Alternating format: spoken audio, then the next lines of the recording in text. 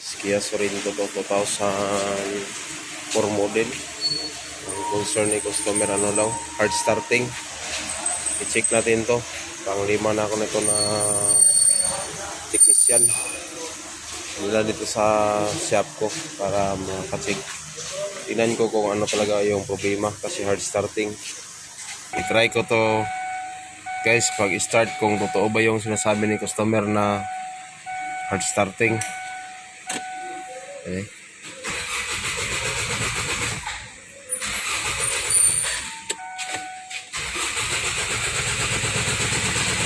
Starting pala to guys. So ngayon guys, i-check ko yung injector niya kung totoo ba talaga yung problema kasi karamihan nito sa experience ko injector lang. Tapos ngayon guys, panoorin yung video ko para meron kayong matutunan paano mag-troubleshoot ng hard starting ng Kia Sorento 2004 model. Pang-lima na ako dito na technician magawa. Hindi na paandar sa iba. Try ko ngayon ang trabaho ko guys kung paano mapa-start ko to. Sana meron kayong natutunan sa mga video ko guys. Sa in-upload ko sa YouTube. Guys, i-check natin yung guys, injector. Kung sira ba o hindi. Try natin guys.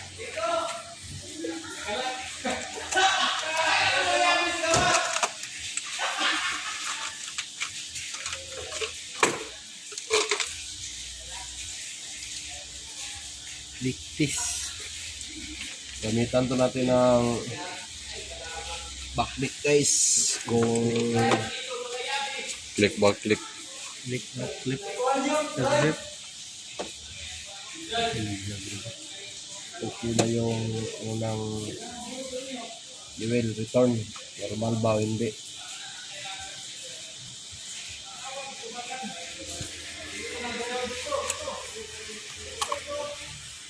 Okay, start daw. Tingnan natin kung saan ang nito. Sira. Okay, start.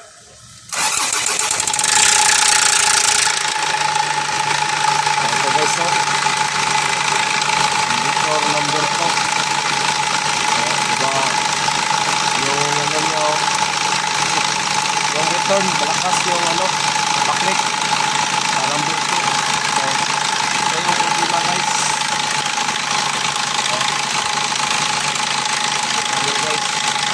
Okay, yo!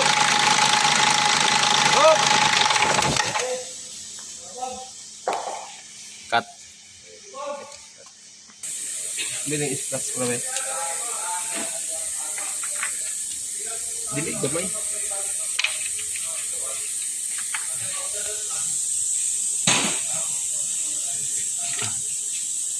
Ito yung luma guys. Takot na naman siya guys. Ito yung sira guys. Papalitan to natin ito guys oh. Pero ni-repair na to guys. Dito brand new. Oh, ito.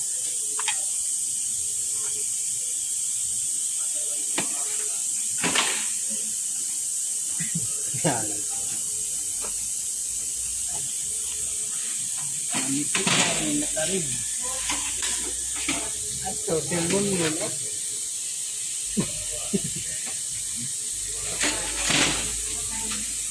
Nag-leak. Enggak siya. Lagi, kasama pa na nila.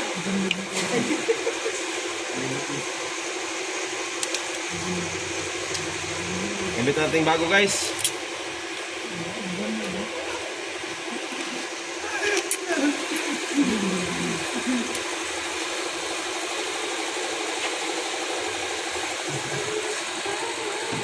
Bago repair.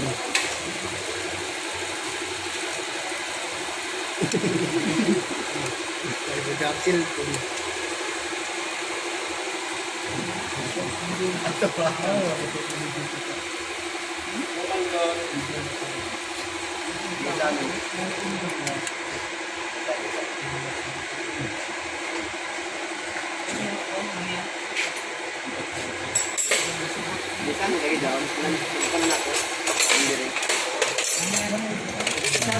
Ano yung bago?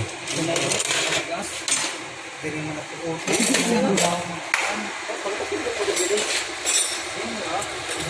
yung radio din. Bago so, Yawa na ako yung mga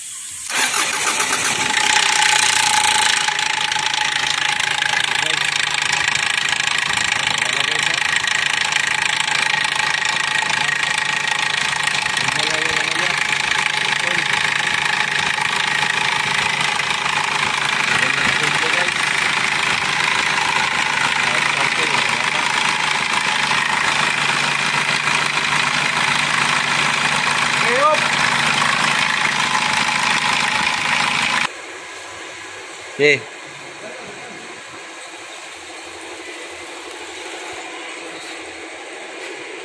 Ay po. Guys, tayo ito pag-start guys.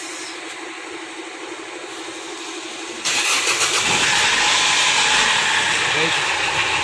Kaya nagka-simple guys. Oh. Yan na guys. Yun lang ang problema guys. Okay, subscribe na lang guys. Tunggak TV Vlog.